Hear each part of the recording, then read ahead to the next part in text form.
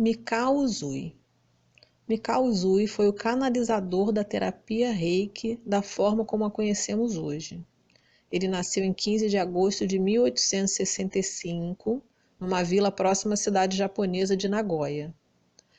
E aí conta-se que ele frequentou a escola budista, que era próxima ao Monte Kurama, que é sagrado por eles, né, pelos budistas.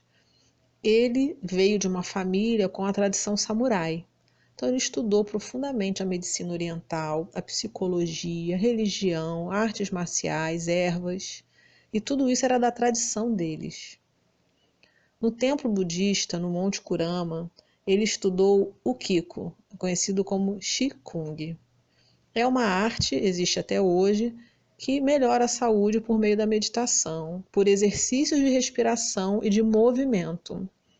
E nessas práticas, eles utilizavam a própria energia vital para harmonizar e curar as pessoas. E o que acontecia? Usavam o próprio magnetismo. E, ao final de um dia, por exemplo, eles estavam desvitalizados. Então, o Mikao Usui, a partir disso, ele sentiu que era a missão dele e ele começou a procurar dar um significado para essa missão.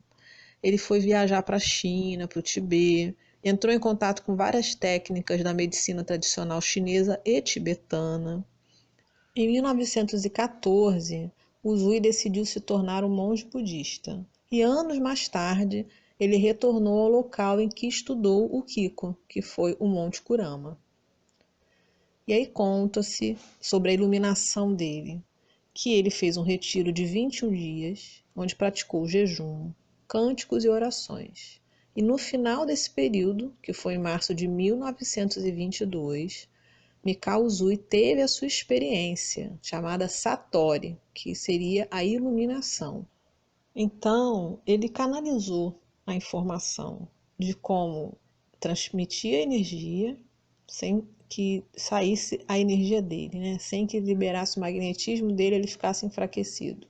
E também como transmitir esse ensinamento, como sintonizar as pessoas.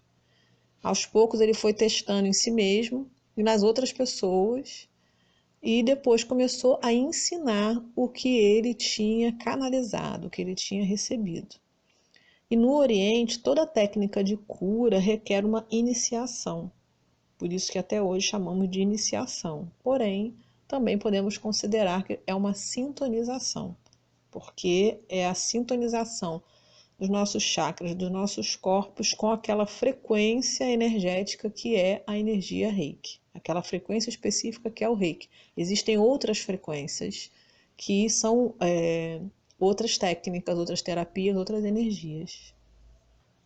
Em abril de 1922, o mestre Mikao Usui fundou a Sociedade de Cura Reiki Usui, e ele abriu uma clínica em Tóquio e estruturou a forma de sintonizar o Reiki. Ele separou em 4 níveis, segmentou, digamos assim, em 4 níveis, cada uma delas com intervalo para que o aluno pudesse trabalhar o assentamento dessa energia.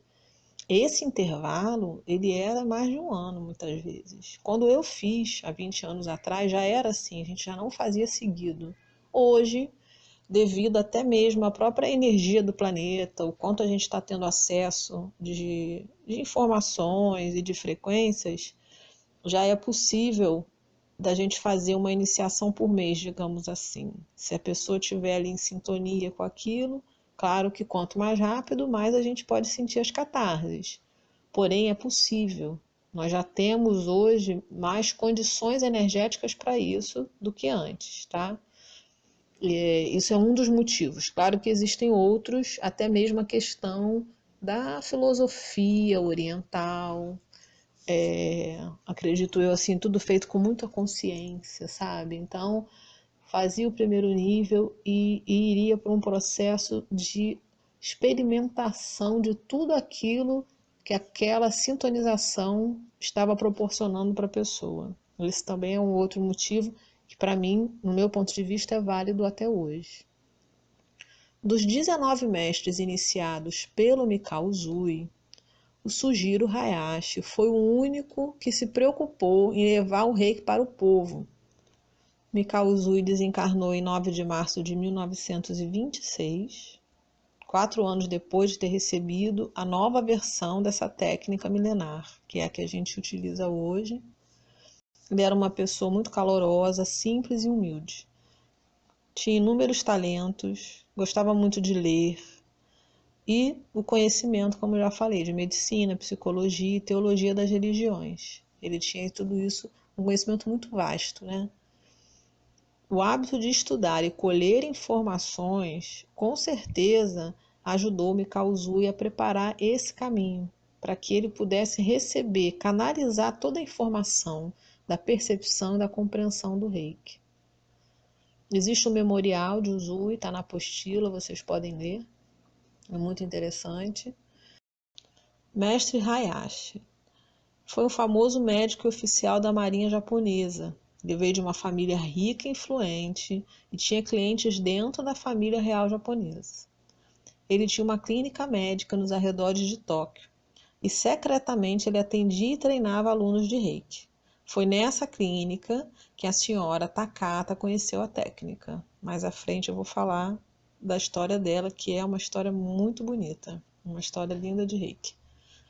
Após o falecimento de Mikao Uzui, o mestre Hayashi fundou sua própria associação e viu na mestra Takata sua sucessora. A missão da mestra Takata. O Reiki veio para o Ocidente pelas mãos dela, contrariando os hábitos japoneses da época. Ela é uma mulher norte-americana, filha de imigrantes japoneses, e eles foram para as ilhas que formam o Havaí, no Oceano Pacífico, que é nos Estados Unidos. Foram trabalhar nas plantações de cana-de-açúcar. E nessa época o Japão era muito pobre e os japoneses entravam nos navios em busca de dias melhores em outras terras, inclusive no Brasil. Hawayo Takata nasceu no Havaí em 1900, na véspera de Natal. Trabalhou com adultos no plantio de cana-de-açúcar, passou por muitos empregos até que trabalhou numa escola por 24 anos. Ela se casou com Saishi Takata e teve 2 filhas. Em 1935, ela adoeceu seriamente. Isso foi logo depois da morte do marido. Na época, como os pais dela já tinham retornado para o Japão, ela estava aguardando as cinzas do marido para enterrar no Japão, porque ele assim tinha pedido. Ela tinha sido diagnosticada pelos médicos americanos como sendo portadora de tumores, pedra nos rins, apendicite e asma. Então ela foi para o Japão, depositou as cinzas do marido e resolveu procurar um hospital para ser operada. E, após os procedimentos, enquanto ela esperava a sua vez, ela fechou os olhos em meditação e ela teve aquela percepção, ouviu uma voz dizendo para ela: a cirurgia é desnecessária. Só que ela levou um susto, que aquilo foi muito real, abriu os olhos, não viu ninguém, fechou os olhos novamente e a mensagem veio novamente: a cirurgia é desnecessária. Então ela saiu da maca, procurou o cirurgião e perguntou: o senhor conhece algum outro tratamento que eu possa tentar, que não precise fazer a cirurgia? Ele tentou argumentar com ela, mas depois disse que conhecia alguma coisa que talvez ela pudesse tentar. Então esse cirurgião chamou a sua irmã, apresentou a senhora Takata e a levou à clínica do Dr. Hayashi, que era um médico cirurgião, porém a clínica tinha o Reiki. E aí ela foi tratada com o Reiki. E aí ela gostou muito, ela foi curada e ela pediu para ser iniciada na técnica. Achou que era um procedimento médico, que ela não conhecia, alguma coisa assim, né? Os alunos tentaram dizer para ela que aquilo era impossível porque ela era uma mulher. Mas numa das conversas, o mestre Hayashi ouviu e interferiu. Falou: ela não é japonesa. Na terra dela, nos Estados Unidos, as mulheres são diferentes, ou seja, têm direitos iguais aos homens. Ele pediu permissão à associação fundada por Uzui para iniciar a senhora Takata. Então ele foi para o Havaí para poder treiná-la. Em 1937, ela fez o mestrado com o Dr. Hayashi. E após um ano de treinamento intenso em uma clínica em Honolulu, capital do Havaí, onde havia aberto uma clínica para tratamento e ensino da terapia Reiki. Os dois trabalhavam juntos e eles tinham tanto sucesso trabalhando juntos que a senhora Takata abriu uma segunda clínica.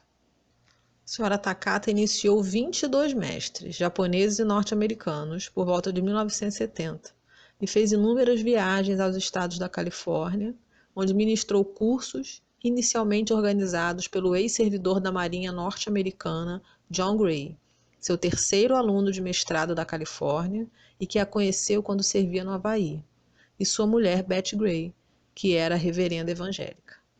A honrada mestra faleceu em 1980.